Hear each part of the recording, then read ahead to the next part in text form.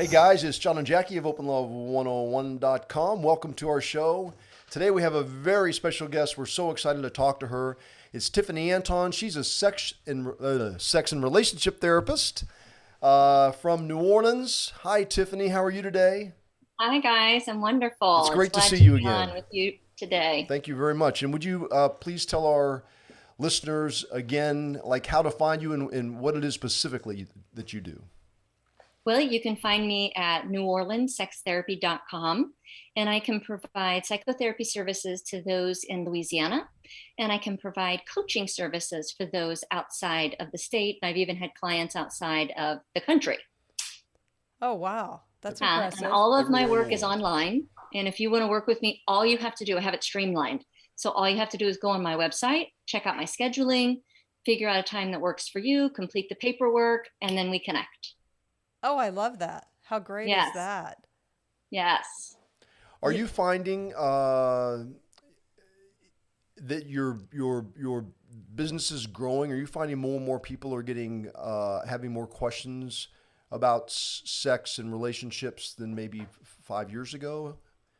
COVID made a difference. So I made the assumption that with COVID, my client load would go down. I made the assumption that working online would kind of disconnect you from the person that you're working with. And it has been completely opposite. So more people are contacting me, more people really prefer working online. And if we think about COVID, we're like stuck and locked in there with our partner. So how do we stay horny when we're trapped? yeah, we got to feel all those feels in close proximity, right? We don't get much breathing space. No. And it's been a minute since we've talked. I mean, you were on our World Love Summit, which was so great. And, I enjoyed so much everything that you had to say. So I'm super excited about today, kind of catching up and the differences and changes and anything else that you're focusing on right now and all that good stuff. It's crazy. We're taping this in August, and we just got back really a few weeks ago from New Orleans. All of us were at Naughty New Orleans. The event was so huge, we didn't even see you there. I know. Right, right. That's what I said. I miss seeing you guys. I think I saw you at the parade a little bit, the sexual freedom parade. Yeah. Right. Yeah. So And I saw you there, but oh, there's a that's lot of right. people We did see you around you, there. Yeah. a lot of people to connect with. Did you have any classes there?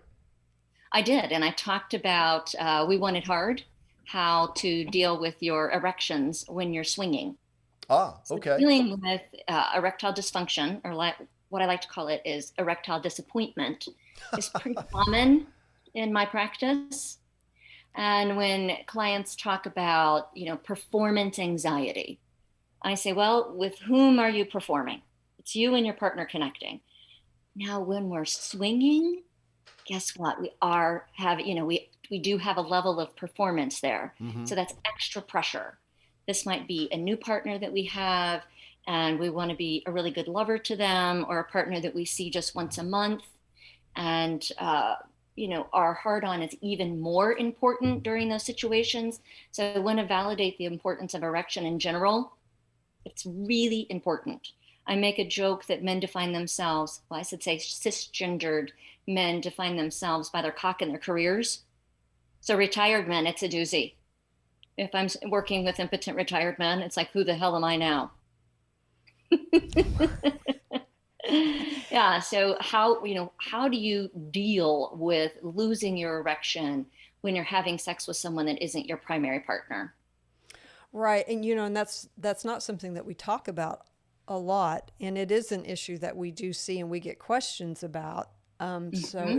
it's good that we're going to talk about this. I know even in with John and I, especially if we're playing in the same room, we can get kind of sidetracked with what our primary partner is doing. And so if Mm-hmm. John's trying to make sure that I'm okay and I'm doing okay, it's going to be hard for him to focus on what he's doing with his play partner. And it Mm-hmm. can be the same for the person that I'm playing with. That guy could be real focused on, is his wife enjoying himself? And it's amazing how that'll just it's hard to kind of do two things at once kind of mentality. It is, but let me tell you a benefit to that. So let's say that you guys are having intercourse next to each other. And John, you notice that your erection is going down. You're kind of focused on Jackie. That would be a great time to kind of pull out, switch over to Jackie a little bit, receive some oral sex, because your chemistry is so high with each other. Mm-hmm. So you can still be kind of touching on your other lover at that time, getting that hard on and going right back in to your play partner. So And that is the benefit of yeah, being with each other, in the same room or in the same bed, is that the two of you can stay connected while you go back and express your sexual side with the other person. yeah, which is, I mean, that is what we do. I mean, we've kind of just learned See, you're that. already on it. Yeah, so it's And probably more so where we've done that is I can see that the person Jackie is with is having a difficult time. And it's at that time I'll reach over because, I'll watch, glance over once in a while, and maybe I'm still, okay. But I can tell that she's not really, he's nervous and uncomfortable and he's embarrassed. He can't stay hard. And so it's at that time I'll say, let's switch back for a minute. And so I'll encourage him to switch back and be with his partner. Jack and I will be together for a little while, and then we'll try it again. Because I think once, in the porn industry, they call it fluffing. Once you're Yes. fluffed by your primary that you're so comfortable with being, it's a little easier to switch back to the other partner that you're not so comfortable with. Mm-hmm. Yeah, it is. And so we want to look at the commonality of erectile disappointment being about 50 to 70% from when you start being sexually active, let's just make it adult, let's just say 18 and up, to the age of 70. So when you're struggling with some ED under the age of 30, one of the biggest causes is you've got some whiskey dick. So you've been drinking too much. So it doesn't matter like how horny or interested you are. Have you guys ever heard that slang? no, but what's No. cracking me No? up, what's cracking me up is like the camera guy and Courtney on the other side of us, and they're cracking up when you said that. Okay, so they've got it. They've got it. What's the I word also again? want to mention, Whiskey dick. Whiskey dick. Oh my God. it doesn't matter how much you want to do it. It's just not, really going to work for you. Right. I want to mention, though, that erections only are necessary for penetration. That's right. And there's so many scenarios in life that are really no fails, even though we feel like a failure. But I will put a situation out there that, what's another word for failure, guys? Because that's just so strong. It's so when you lose your erection that you then shut down. And so it's like I had the hard on, I was having intercourse, so vaginal or anal, I lose it, and then I just shut down and I'm kind of done playing. And that's where the piece comes in of disappointment. Hey, there's so many things that you can do with your mouth and your hands and the rest of your body that then both you and your partner are really missing out. Now, if you know that you have a history of that performance sense anxiety when it's a new lover or in front of other people, making sure that you tell your play partner, you know what, sometimes I lose my heart on, I really don't like it, but I want to let you know ahead of time in case that happens, because I find you sexy, and I want to let you know that I'm not going to stop being a good lover, whether my cock is hard or not. Do you think we have too much reliance on a hard cock to have interactions with other people? I think hard cocks are really nice. And I agree that we get so focused on penetration that we lose the other parts of pleasure. Right. Because the goal is pleasure. And it's on a different part. It's interesting because it's on a different part of our spinal cord of having an erection and having an orgasm. And many men will shut down if they lose their heart on and their partner is giving them oral sex. And so then they kind of pull away for that. And I make kind of a crude joke. And I say, do you know how easy it is to give oral sex to a flaccid penis? Your mouth isn't tired. Your jaw isn't hurting. Jackie, are you with me there? I'm with you. It's a whole different experience. It is. And people, even, straight females or bi females that are providing the oral sex to the male might think, okay, I'm done. They're done. I'm done. when there's still potential of pleasure and even orgasm. So you don't need to have a hard on to have an orgasm. That is true. I can attest to that one. Okay, I was wondering about that one, John. Yeah. Yeah. So So the fail comes in the shutdown. And if you don't communicate with your partner ahead of time, if you've known that this has happened before, you're hot, I want to be with you. Sometimes I get DDW, my dick doesn't work, right? right. So when you give them a heads up, their disappointment is less. When you give them that heads up and then reassurance and after affirmation, when you lose your erection, then that female can still feel wanted and sexy. Because we think, we use cocks as barometers for our hotness and sexiness and whether or not we're wanted. Yes. So when that's lost, then we just kind of think, well, I didn't do it for him. Maybe I'm not a good enough lover to him. And we challenge ourselves. So the importance of giving that heads up really reduces the disappointment, and it stops utilizing that barometer in that self-definition as the female that's sharing their body with the male. And we've coached many women on that specific topic where they feel as though, we'll hear from someone, I've been with 4 different men over the past few weeks at play parties, and none of them could keep an erection. They couldn't get hard when they were with me. Right. There must be something wrong with me. What am I doing wrong? Exactly. So again, setting the stage for the possibility and making sure that the affirmation is there. Now, of course, there are choices to enhance your chance of having an erection. I cannot provide medical advice, but I can offer what seems to be successful for my clients. And we have the obvious blue pill of Viagra. We have Cialis. We can do those as an ego boost. So let's say when you're home, you have regular hard-ons, but when you go to play, you notice that you lose it. So that can kind of give you that extra boost. There's even an injection that you can put in your penis. So the Viagra and Cialis, it just tells your vessels to relax. And that's interesting because it's really based upon relaxation. And there is an injection that you can put right into your penis, and that tells the brain to fill the spongy tissue. So, you can have a hard on and a nun walks in, you just have to cover yourself up a pinch. But it isn't really linked on whether or not you're hot and horny. It's because the body is responding to that medication. Mm-hmm. Another thing that can be helpful is cock rings. Yes. Sometimes that can help keep the blood flow inside. When I work with men and they really want erections, there are so many options on the table for that to occur. So, looking at what can I do to help increase the chance of having an erection during this playtime because I want penetration.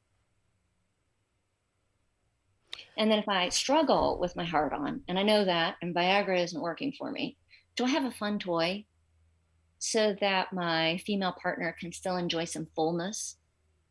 Can I, use that wonderful dildo to be playful and give them stimulation that you like? So you've got that right there. Plus vibrators are wonderful to incorporate. I'm a huge fan of the magic wand. I call it like the jackhammer vibrators. I'm certain you guys know what I'm talking about. Oh, yeah. Okay. Yeah, Thank yeah. you, Jack. And I want to be able to bring sex toys in during your playtime. You mentioned cock rings, and there's a friend of ours that has a product called Eddie by Giddy. And it's, I think the website is actually eddiebygiddy.com. And it is, it's an amazing cock ring that has multiple sizes and so forth. So be sure and check it out. It's eddiebygiddy.com. It's really made for men that maybe go through what we're talking about today. They have a little bit of erectile disappointment, and we've tried it. It definitely helps keep it going for a long time as well. So as we're talking about cock rings, then my brain goes automatically, oh, here's another thing for your cock. One of them, I think it's called O-Nut, and it's for men that have fairly long penises, large penises, and they're just really kind of hitting that cervix too much, and it literally feels like too much for us. And that O-Nut, you actually put at the base of your penis, so it's almost like you have a stopper. So you can really just kind of pound nice and hard without, feeling like you're stabbing, or without feeling like, okay, I have to really slow this up to make sure I'm only going, to a certain depth. That's just a side note, as Yeah, I'm no, thinking that's about something interesting. at the base of your cock. You know, the other thing that we found, Jackie and I are plant-based, and I have found eating a plant-based diet, and there have been some studies that show it. There's a program on Netflix that deals with athletes that are plant-based, and Mhm. your arteries become very clean of any kind of plaque when you're eating a completely plant-based diet, and that definitely can affect the hardness of your erection and the frequency of erection as well. I Mhm. know lately, God, how many times have I waken up in the middle of the night? A lot, a lot. Hey, can I jump on that Yes, topic sure. there? Uh huh. Yes. And that is, we want to look at, is it organic or psychogenic? Which really means, is this in your head, or is this really a medical condition that you need to pay attention True. to? That's true. And the biggest differential is when you're alone and you're jacking off and you have a nice heart on. And then when you go to be with a partner, then you really lose it. And so we know that your body is able to achieve the positive blood flow for that.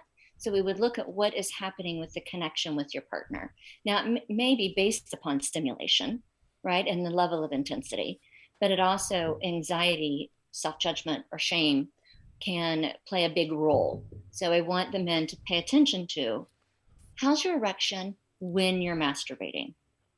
And if you're having trouble with an erection when you're masturbating, and it's not because self judgment is coming in, then I would want them to pay attention to what's going on in the medical side. So, John, as I kind of jump on that topic of take care of your body, Yeah. in taking care of your body with your weight and your nutrition, you're going to notice a difference in what's happening. And I hope you have middle of the night wood and morning wood. I actually want men to have those things 4 days out of 7. Yeah. I want your penis practicing blood flow. Mm-hmm. So if you notice that you're struggling with an erection when it's just you with you, you'd want to look at, do you have heart disease, and what medications are you taking? Diabetes is a bitch. I mean, it really can make a big difference in your erection. You want to think about cancer treatment, particularly with prostate cancer. There's a whole steps to help regain your erection post prostatectomy. We would want to look at just kind of medications in general, like even antidepressant drugs Mm-hmm. and obesity. So outside of medications, those things can really affect it. It's So really making sure interesting and how we can talking just, to the doctor. yes. You have to Yeah, tell them. yeah. What I saw a billboard years ago. It says the number one cause of death in men is stubbornness. Mhm. Not wanting to go to the doctor. Right. Yeah. And so sharing what is going on and see what they can do to help. Can they change up from one heart med to the other? So it still has the same action that they want, but has the lower potential of that, erectile disappointment, as we talked about. So the meds, the health of your body in general, and the psychological piece. If Mm-hmm. you're feeling really depressed and really anxious, are we horny at that time? Yeah. Yeah. Yeah. It's really And interesting to that me how contributes. we disassociate sex with our overall health and how our body performs sexually with our overall health. But Mm-hmm. many men I've spoken to keep those two things completely separate. They're really amazed that there's such a connection to our heart and our penis Mm-hmm. and And to our mind the and our mind. penis. Yes, Yeah, so yes, it's that multi-layer. yeah. And I want you guys to have that healthy sex life. I like men to ejaculate 3 to 4 times a week. Let's get that blood flow going. Let's release some of that ejaculate. There are studies that say sex 3 times a week reduces your chance of heart attack and stroke by 50%. That is freaking wild to me. And it's really unfair to you and I, Jackie, because our benefits of having sex 3 times a week are that much. Maybe cardiac, maybe we can get some increased heart rate going, but it's not often going to be for that 20 plus 40 minutes that we want to keep it at the elevated level. Looking at, like, I make a joke when I'm doing a presentation.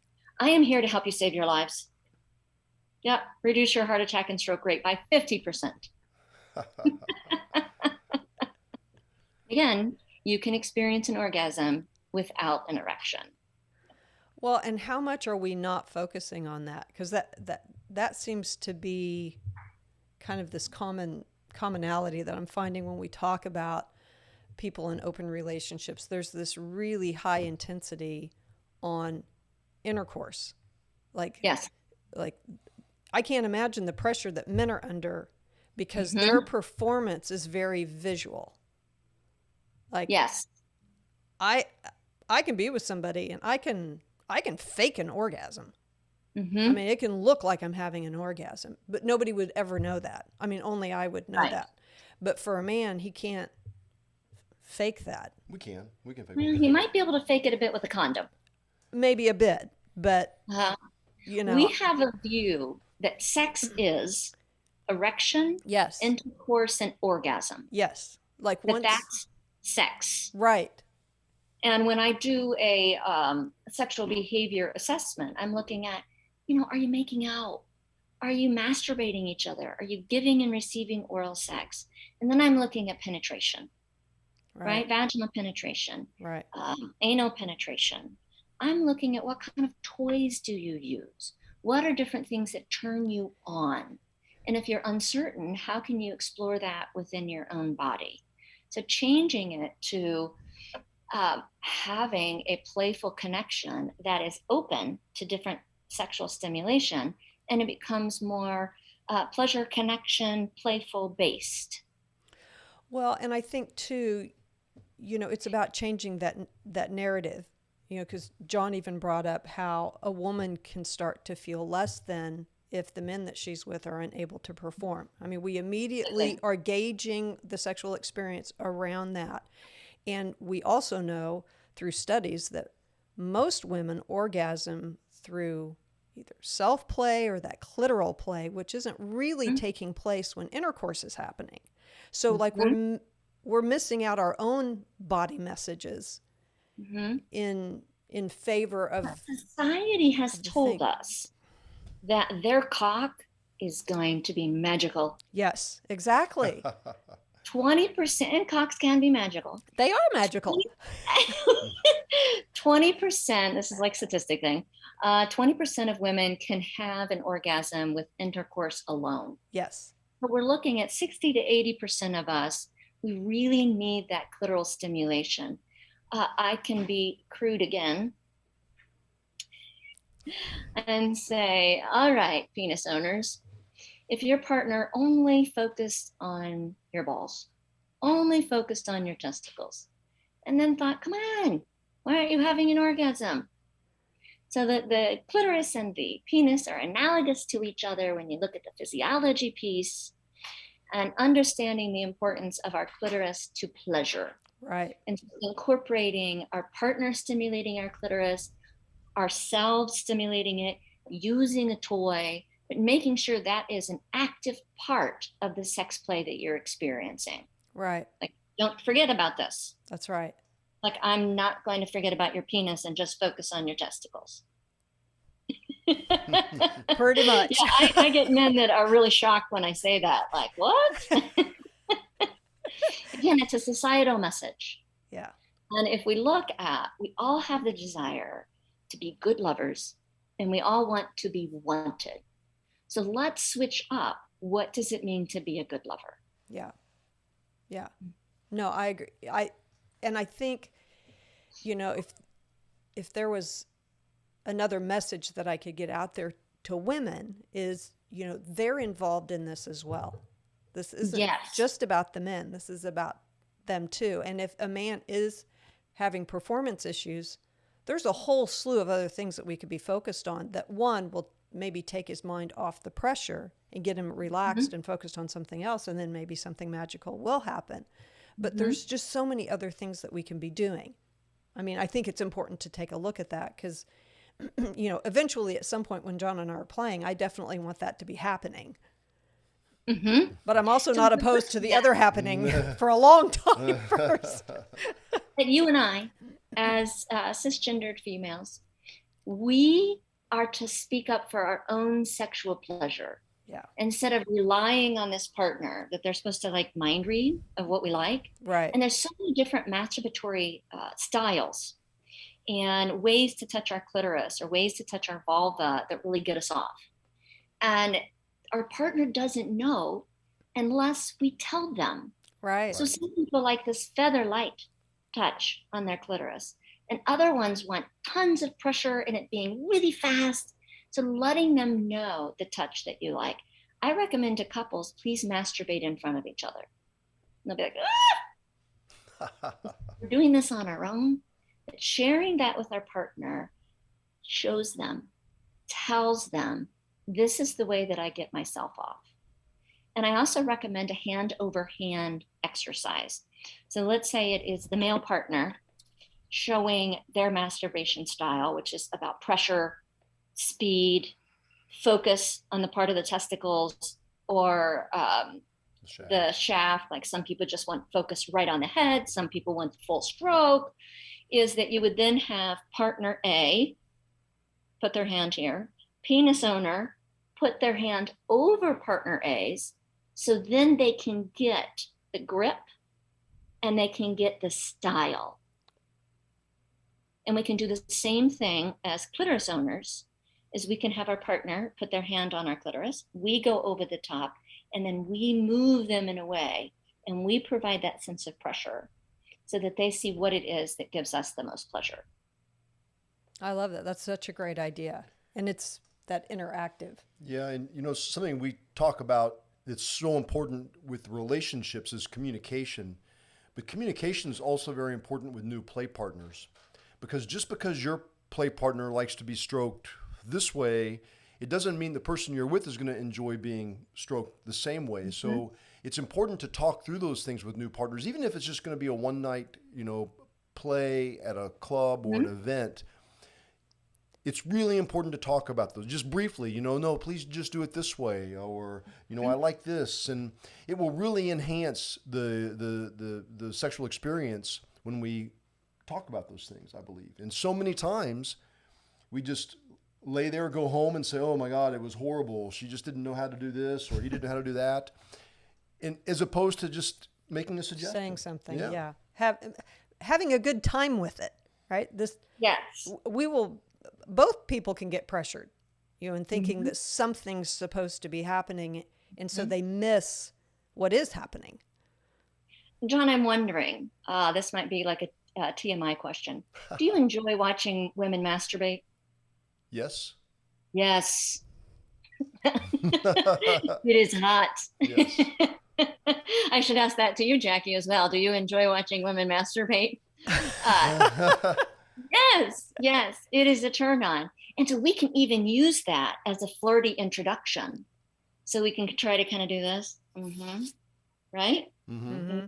Lay back and do that. We can grab our partner to do that. You see how we can do it in a flirty, sexy way? You can also say, oh, I really love it when. Yeah. Or, oh, I love that touch. Or they just touched you in a certain way. Yes, right there. Exactly, that's it. They're giving that affirmation. When we have partners that are too quiet and don't really move as much, we're not getting the feedback that we need. Yeah. So using some of your own spunk and sexuality to show your partner your groove, and then to reinforce, I love it when, bring it on like this. Right. And that's communication with zero threat. Yes, no, absolutely. When I say threat, I'm thinking about to the ego. Yeah. Because our desire to be good lovers. Well, and I think too, we can get into a mentality when we're with play partners where we can, I don't want to say selfish and I don't want to say ego focused, but I think this happens especially when we say at the end of it, oh, well, he just didn't know what he was doing, or she didn't know what she was doing, or they weren't able to do this for me, where we get really center focused on what's happening instead of, we're wanting someone to do something to us instead of it being kind of a mutual pleasure moment for everybody. We get really... I am responsible for my pleasure. Right. With my partner. whose goal is to enhance my own pleasure. You mentioned something, Jackie, that I'm jumping on. End of it. What determines the end of sex? So stereotypically in our Yep. society, it's male orgasm, Yep. right? Yep. How else can we define end of sex? Female orgasm. I Okay. would really be curious to what your definition of that is. Uh-huh. When both partners agree that they've enjoyed that stimulation and they just kind of start relaxing and melting into the other, so it isn't orgasm defined. And then you can even do a check-in. You can even say, do you want a little more? Yeah. Okay. So it's not like, do you still want me to be jacking you off right now? Or I've already come. Okay. Yeah. You see, the approach is so much in our affect and in our tone. Yeah. And then we have, because women tend to be, with heightened stimulation, to be much more multi-orgasmic than men. Now, there are some multi-orgasmic men, but that portion is extra small, whereas we have a larger proportion of multi-orgasmic women.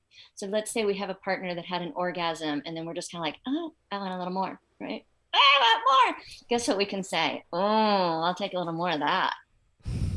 Okay? Yeah. So that then can bring your partner in to stimulate you with their hands, with their mouth. Oh, that feels so good. Round two. Yeah. And you can say, we're keeping your cock out of this one. You see, using that humor, using that tone. So sex is over when the two of you kind of decide that you're both mutually pleasured, or no, this isn't really working, so we're wrapping it up. True. Yeah. Yeah. So not orgasm based, but more of that energy and physical touch based.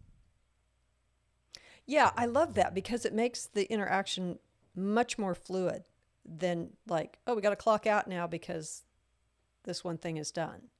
It doesn't Mhm. have to be that way. It can continue on. I mean, I think about the times that John and I have had just like a really powerful interchange. And the next thing we know, it's 2 hours later and we've fallen asleep in the exact same position that we were in, just sprawled across the bed. To me, those are those, like, if I was going to chalk those up to like super successful interactions, those would be on my Yes. list. So I see Yeah. what you're saying. It's that mutual, like, good night. Or it's like that. Oh, Yeah. yes. Yes, exactly. Exactly. There's an increased tendency for men to get pretty tired after sex. And we, again, as cisgendered women, can get hyper and energized after sex. So even though I enjoy having sex late at night, it's like, all right, now I'm going to have to play stupid games on my phone to settle my body down. And then you're hearing your partner just having a nice, relaxed breathing while they're sleeping. I know, right? Yes, yes. So that after piece can be different for us with the relaxed sleeping versus the, whew, that really kind of got me going. I Yeah. am still awake. Even when we have really wrapped up our love play or our, kind of erotic, sharing our body with that other person. Right. Oh, yeah. This has been a great conversation. Man, no doubt. Yeah. I think it's going to really help people too. And be sure and check out our Open Love 101 Plus membership page. And there you can get additional content, one-on-ones with Jackie and I. We talk about these subjects and more on our private Facebook social page. So check it out, Open Love 101 Plus. And then back to Tiffany, where do the people need to go to find you again? They can go on neworleanssextherapy.com and set up an appointment. Again, it would be under coaching if you're out of state. And that really is a different style. So there is some distinctions between coaching and psychotherapy. Sure. And if you're in the state of Louisiana, I can, within my license, then practice psychotherapy. I also have, it's 5 years old and the information is kind of old, but I have a TEDx talk titled I Love Pleasure. You do. Yes. Okay. And it's Did you very watch that good. one? I have. It's very good. Okay. It's a bit of a repeat, but you can just check it out. I tell people that it's free therapy. It is 15 minutes and you get my whole philosophy. Well, a lot of my philosophy. So I'm very grateful that you guys, that we're reaching out to each other and working to have healthier sex lives within ourselves and within other partners. Yeah, absolutely. It's been great talking to you today, Tiffany. It's good to see you again. So Good to see you guys as well. Thank you. See ya. see ya. Hey, baby, did you like those videos? No? If you did, subscribe below and you'll see plenty more. Yeah.